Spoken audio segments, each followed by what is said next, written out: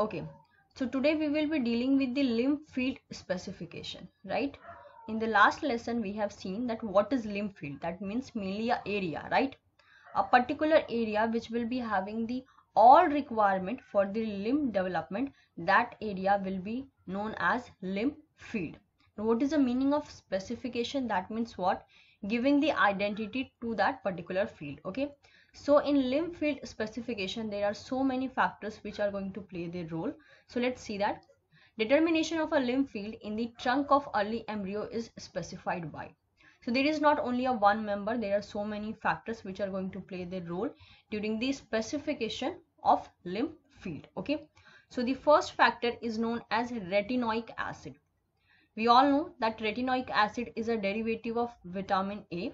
So like whenever there is a oxidation process, at that time we will be getting a retinoic acid, right? With the process of oxidation we will be getting retinoic acid. So this is a first member. Okay, second factor or the second member is the Hox gene, which has its major role in patterning or planning a body overall to giving a body plan. Okay, if a particular organism is there, so that particular organism, if it is containing Hox gene, so that particular Hox gene will be helping in body plan designing. So third factor is the TBX gene, or we can call it as a T-box gene. Okay, this T-box gene will be helping in specification of forelimb or the hind limb. Okay, so this TBX gene, it will be having a different category. So depending upon that, some will be helping in the forelimb development and some will be helping in the hind limb development. So one by one we are going to deal with all these factors. So let's start with retinoic acid. Okay, so in front of you there is a flow diagram which is easily understood, with which we can easily able to understand the whole fact. That is, retinoic acid is a derivative of vitamin A. So, and also it is acting as a morphogens. Okay, what is morphogens? I have already made a video on morphogens. That means what? Morphogens means, in simplified form, morphogens are signaling molecule. Okay, these are the signal molecules and they mainly used to function by forming a gradient, right? Gradient means there is a concentration difference. Some area will be having a low concentration, some area will be having a high concentration. We mainly used to represent it as in this form, right? This area will be having a high concentration and this area will be having a low concentration. This is what known as the gradient formation. So this retinoic acid, it is going to act as a morphogen in case of limb development. Also, it used to produce from the Hensen node in case of a, that is, tetrapod. Okay, that is mainly in case of a chick. Okay, so right now we are going to see that how this retinoic acid is going to perform its whole function. So first of all, the Hensen node will release retinoic acid. Okay, that means what? There will be a production of a retinoic acid, and after the production of a retinoic acid, it is going to activate the Hox gene. Okay, it is going to activate the Hox gene, and after the activation of a Hox gene, this particular Hox gene will be making its action on the TBX gene or the T-box gene. And this TBX gene or the T-box gene, it will be helping in specifying the limb field.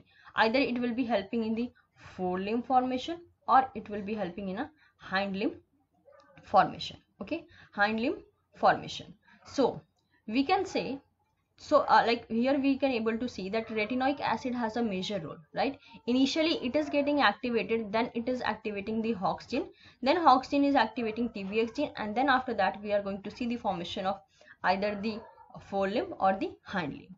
So one mutation case arises here, that is there in front of you. That is, if a retinoic acid is not present, in case if we are talking about a condition in which there is an absence of retinoic acid, so in that condition, what kind of phenotype we are going to observe, right? So if retinoic acid is not present, then there will be a no limb development or limb development ceases. That means what? This retinoic acid is a very initial member which is going to activate the whole pathway. So in case if there is an absence of retinoic acid, obviously there will be a no formation of limb. That is why if there is, if a particular embryo is there, that means if a X embryo is there and it is lacking retinoic acid, in that case that embryo will not be developing a normal limb, or we can say that there will be a no limb development. So this is a total like overall a rough idea regarding the retinoic acid. Now let's move to T-box gene. Okay, so this is a T-box gene. So the T-box gene, it is responsible for the specification of the hind limb and the forelimb. But how? See, this T-box gene is further divided into the two type of gene, that is TBX5 gene and TBX4 gene. Okay, if there is an expression of this TBX5 gene at that time, I mean in that area, okay, in that particular area, or like if we are considering an embryo, so in that particular embryo, if there is an expression of a TBX gene, then there will be a formation of a wings. Okay, and wings comes under the forelimb, right? So with the help of a TBX5, there will be a formation of a forelimb, and the example of forelimb in case of a birds is the wings, right? In case of a humans, it will be what? It will be hand. Okay, so and next gene, this was the first gene, that right, that is TBX5. Second gene is the TBX4.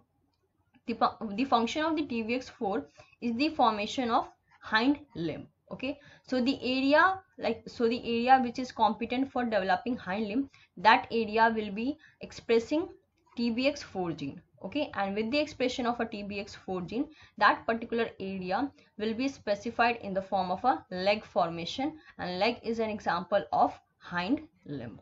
Fine. So there are so many questions regarding this TBX gene only, I mean from the previous year question. So you should remember that the T-box gene, it is having a role in the in the specification of the forelimb as well as the hind limb.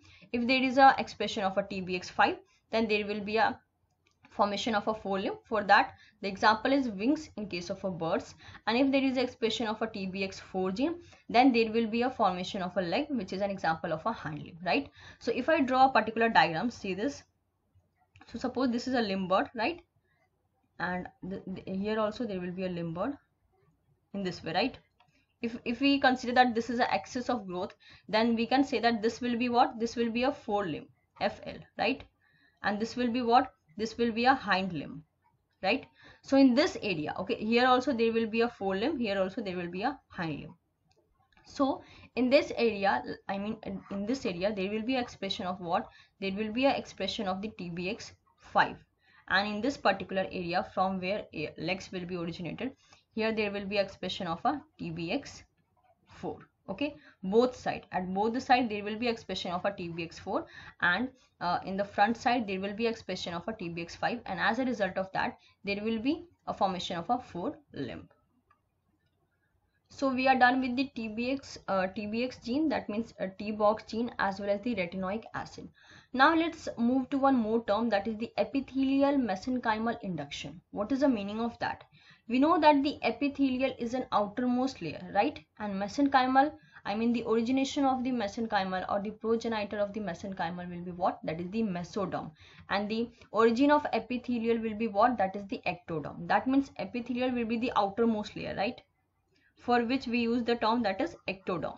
So we can call it as ectoderm also, right? Okay. Next layer will be what? Next layer will be, the inner layer will be the mesoderm, right? And in the innermost there will be an endoderm. Like we are only focusing on that is mesoderm and ectoderm. So what will be happening after this? See, if during the process of a limb development, if there is a bulging of mesoderm, right? Bulging means what? Like it will be forming a mass, like mass type structure, right? So if there is a bulging of mesoderm, this is a mesoderm, M for mesoderm. Okay, so what it is going to do, it will also make out ectoderm to bulge out, right? It will also make ectoderm to bulge in this way. So this bulging, okay, or this effect, that means after the bulging out of this mesoderm, it will induce the ectoderm to show the similar effect, and this is what called the epithelial mesenchymal induction.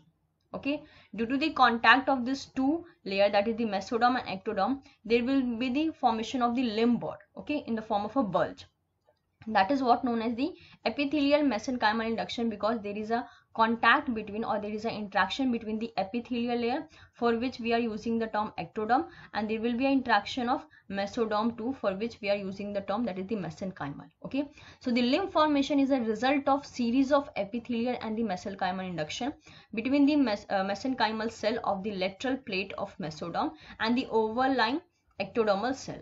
So regarding this LPM, that is the lateral plate of mesoderm, I have already discussed it in our previous classes, that what is it and how it is going to perform its action. That means mainly the LPM.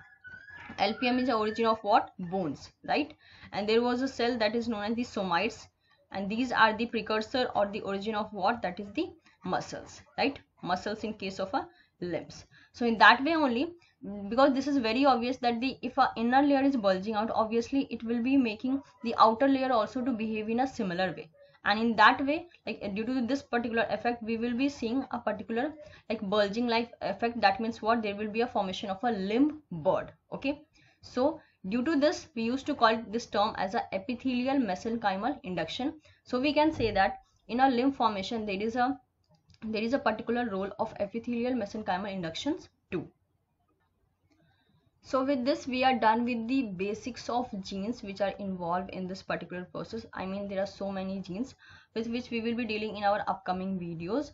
In this particular video, we are already done with the that is the retinoic acid as well as the TBX gene. What is the epithelial mesenchymal induction? In our next video, we will be starting with the induction of limb bird. Okay, that means what is the role of FGF factor, how the Hox gene is going to perform its overall action.